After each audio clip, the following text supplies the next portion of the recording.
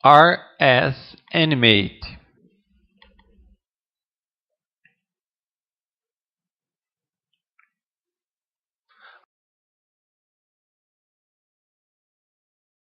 A crise do capitalismo.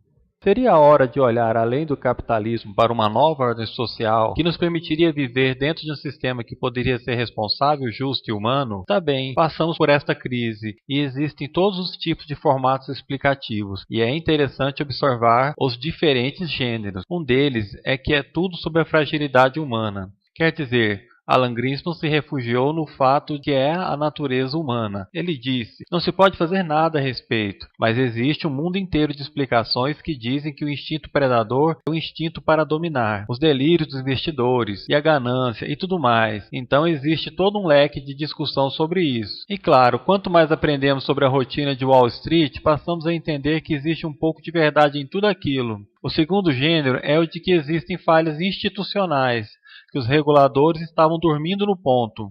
O sistema bancário obscuro inovou fora de sua jurisdição, etc, etc, etc. E então as instituições tiveram que ser reconfiguradas. E teve que ser um esforço global pelo G20 ou alguma coisa assim. Então olhamos para o nível das instituições e pensamos que ele falhou e que precisa ser reconfigurado. O terceiro gênero é, por assim dizer, todos estavam obcecados por uma falsa teoria. Eles leram muito Hayek e acreditavam na eficiência dos mercados.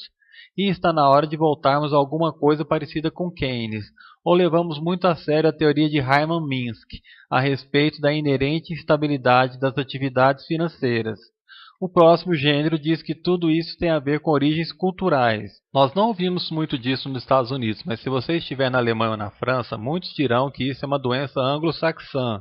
E isso não tem nada a ver com a gente. E eu estava no Brasil quando isso estava acontecendo, e Lula estava dizendo, bem, ele primeiro dizia, graças a Deus que os Estados Unidos estão sendo disciplinados pelo equivalente ao FMI.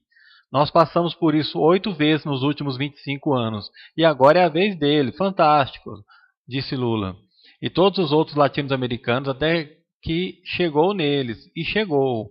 E eles mudaram um pouco seu discurso. Então, de um jeito ou de outro, se tornou cultural. E você pode ver isso na maneira como essa questão grega está sendo conduzida, a maneira como a imprensa alemã está dizendo, bem, isso é tipicamente grego, é um defeito do caráter grego, e existem mais um monte de sujeiras acontecendo nesse momento, mas na verdade existem vários fatores culturais que levam a isso. Por exemplo, esse fascínio dos Estados Unidos com a posse de lares, que supostamente é um valor cultural intrínseco. Então, 68% das famílias americanas são proprietárias de casas, na Suíça são apenas 22%. É claro que isso é um valor cultural americano, que encontra apoio na dedução de juros das hipotecas nos juros de imposto de renda, que é um grande subsídio, desde os anos 30 que se promove de forma bem explícita nos anos 30. Foi construído porque a teoria era de que pessoas com o compromisso da dívida de suas casas não entrariam em greve, e existe essa noção de que é uma falha política, em que a política na verdade intercedeu. Existe um tipo engraçado de aliança emergindo entre a ala Glenn Beck da Fox News e do Banco Mundial, os dois que dizem que o problema é excesso de regulamentação do tipo errado. Então existem todos esses modos e todos eles têm uma certa dose de verdade. E os escritores habilidosos vão escolher uma ou outra dessas perspectivas e escrever uma história que na verdade será uma história bem plausível sobre isso. Eu pensei comigo mesmo, bom, que tipo de história plausível posso escrever? Qual delas é nenhuma das anteriores? Que é uma das coisas que eu sempre pensei e não é difícil de fazer, particularmente quando você vem de uma perspectiva marxista. Você sabe, não existem muitas pessoas que tentam fazer essa análise de uma maneira marxista. E eu fui, na verdade, guiado para isso por essa coisa que aconteceu na Escola de Economia de Londres há mais ou menos 1 ano e meio atrás, quando Sua Majestade a Rainha perguntou aos economistas, como vocês não viram que isso ia acontecer? Ela não falou exatamente dessa forma, mas você entendeu, é um sentimento. E eles ficaram bem irritados, e ela na verdade chamou o chefe do Banco da Inglaterra e disse, como foi que você não viu que isso ia acontecer? Então a Academia Britânica promoveu isso, juntou todos esses economistas e eles vieram com essa carta fabulosa para Sua Majestade. E foi na verdade surpreendente, a carta dizia, bem, você sabe, muitas pessoas dedicadas, inteligentes e espertas passaram sua vida trabalhando em aspectos dessa coisa muito seriamente. Mas uma coisa que a gente esqueceu foi o risco sistêmico. Que ela disse o quê? E eles continuaram a falar da política de negação e todo o resto. Então eu pensei, bem, você sabe, risco sistêmico. Posso traduzir isso em um termo marxista. Você está falando sobre as contradições internas da acumulação de capital. E talvez eu deva escrever algo sobre as contradições internas da acumulação de capital e tentar descobrir o papel da crise em toda a história do capitalismo. E o que é específico e especial nessa crise dessa vez? E existem duas maneiras que eu pensei que faria isso. Uma era olhar para o que aconteceu desde os anos 70 até agora. E a tese é que muitas vezes a forma da crise atual é muito dita pela maneira que saímos da última. Que o problema lá atrás, em 1970, era o poder excessivo do trabalho na relação com o capital. Que, portanto, a saída da crise anterior foi disciplinar o trabalho. E nós sabemos como isso foi feito.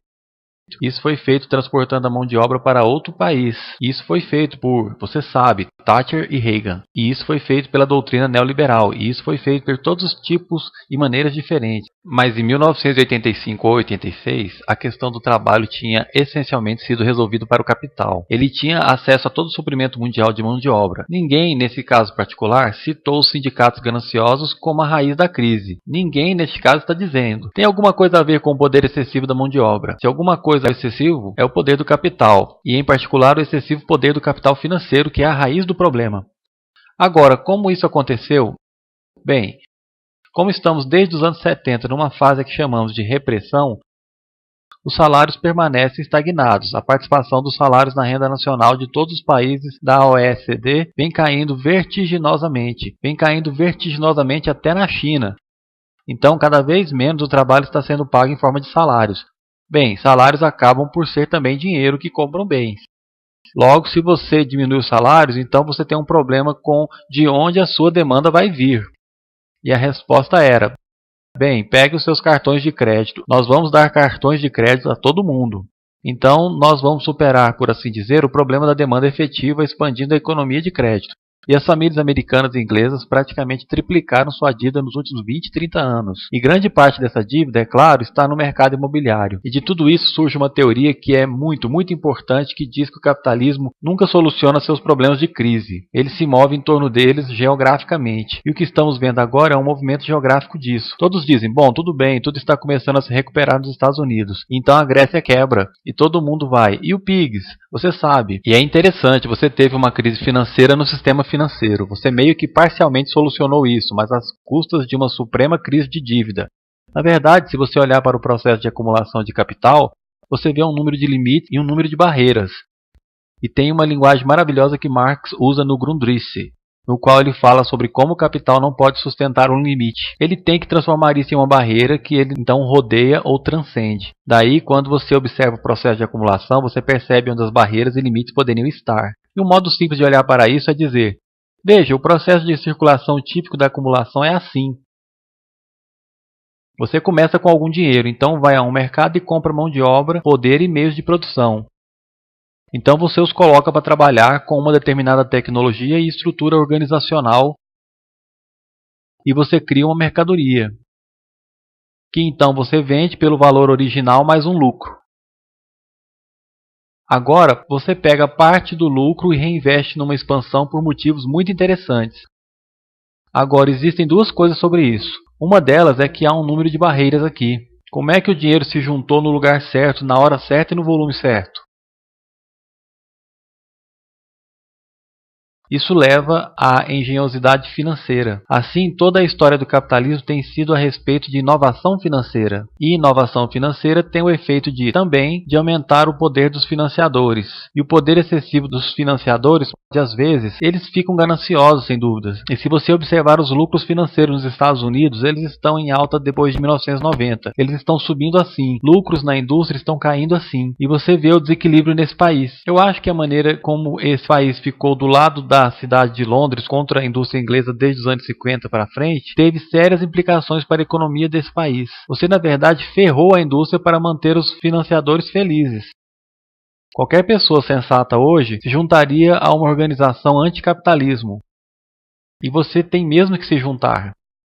Porque, caso contrário, nós teremos uma continuação. E perceba que é uma continuação de todos os tipos de aspectos negativos. Por exemplo, a acumulação da riqueza. Você poderia ter pensado que a crise pararia isso. Na verdade, no ano passado, surgiram mais bilionários na Índia do que nunca. Eles dobraram no ano passado. A fortuna dos ricos desse país aumentou. Só no ano passado, o que aconteceu foi que os principais proprietários de fundos de hedge tiveram remunerações pessoais de 3 bilhões cada, em um ano. E eu achei isso insano e obsceno há alguns anos atrás, quando eles ganharam 250 milhões. Mas agora eles estão faturando na faixa de 3 bilhões. Esse não é o mundo que eu quero viver. E se você quiser viver nesse mundo, fique à vontade. Eu não nos vejo debatendo e discutindo isso. Eu não tenho as soluções. Eu acho que eu sei qual é a natureza do problema. E a menos que estejamos preparados para ter uma discussão bem ampla, isso foge de você, se você sabe. Aquele tipo comum de discurso que temos em uma campanha política. E você sabe, tudo vai ficar bem ano que vem se você votar em mim. Bem, isso é besteira. Você deveria saber que isso é besteira e dizer que é. E para mim, nós temos um dever. Aqueles de nós que são acadêmicos e seriamente envolvidos com o mundo para realmente mudar nosso modo de pensar.